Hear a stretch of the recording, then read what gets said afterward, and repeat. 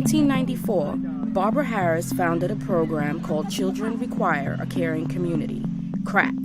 Today she calls it Project Prevention.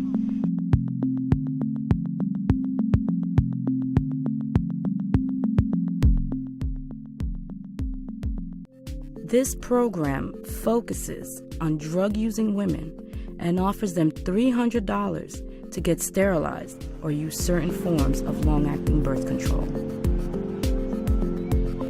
Our concern is that this program spreads misinformation and prejudice.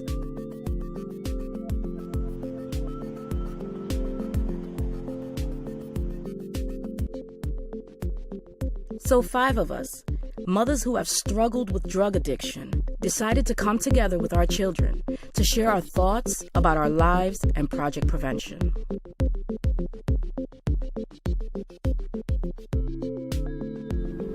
We can't parent, we shouldn't have any rights. Bad mothers.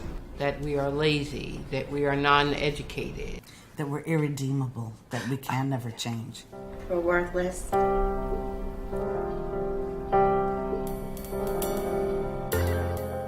What comes across to me, particularly, is a profound judgmentalism about the parents, particularly the women, the drug-abusing women who are having children. There seems to be a sort of a disgust with these people. In the beginning, that was what it was. Have you changed though? Because in 1998, when you told Marie Claire magazine, we don't allow dogs to breed, we spay them. They don't just have 1 and 2 babies, they have litters. Your stance suggests, rather, that there is a portion of the population that is not worthy of reproducing. Because it is true. These women don't just have 1 or 2 children. These women have, I met a woman in New York that had 21 children in the system. So people don't realize that these women don't just have 1 or 2 children and stop. They have a child every year. My name is Davika, and I live in Queens, New York. My name is Saber, and I live in the Bronx.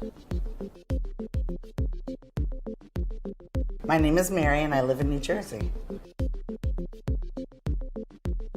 My name is Tawana, and I live in Birmingham, Alabama. My name is Dinah, and I live in Queens, New York.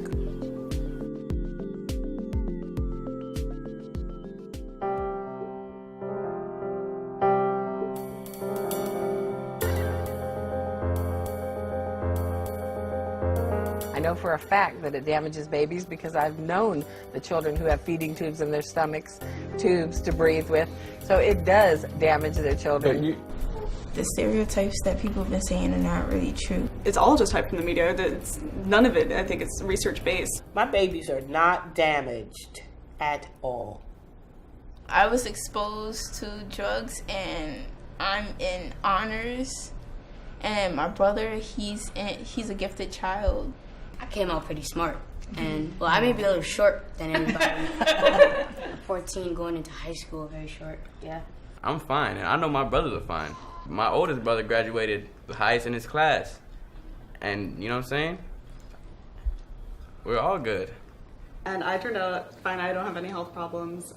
I go to college now in Oregon. I love proving people wrong that there's such thing as crack babies, because look at me. I mean, there's nothing wrong with me. The only thing that's really wrong, what do you call it? You have pink hair.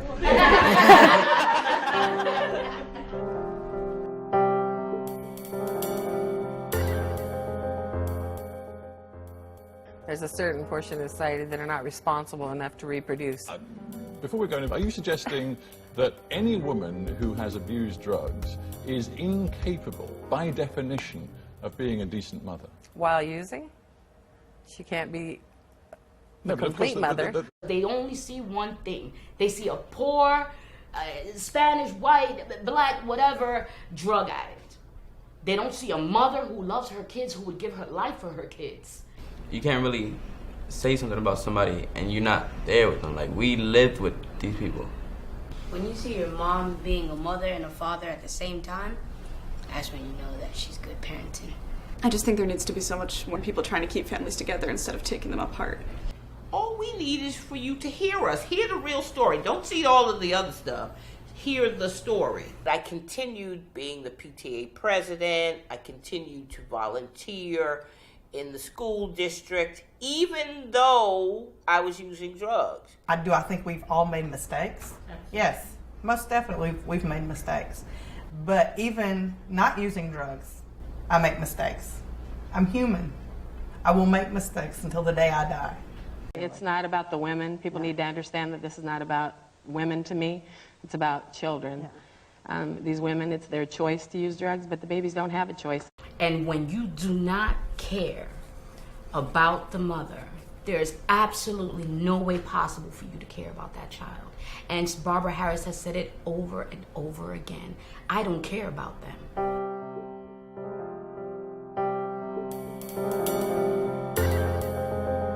It's not going to work if we don't get the women in the treatment programs. You're assuming every woman that's a drug addict is looking for treatment. They're not.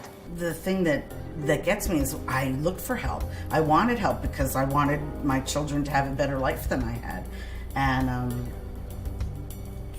there was no help there for me. You know, don't take my kids from me. Help me. Help me get treatment. Instead of me getting the help I needed, I was being treated like I didn't deserve to be a mother. I called so many treatment centers when I had Joseph and Nisa, my first two children, and they had like a 1.5 year waiting list. I'm glad that I was never approached to be sterilized, because if I was, I wouldn't feel the self-worth and the self-value that I feel today. And I know that, like, I'm sitting here because of my past experience.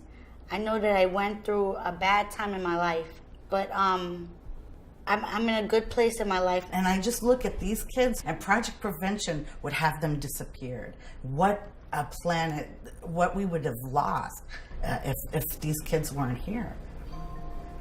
Although Project Prevention may have good intentions, taking away our ability to procreate is not the solution.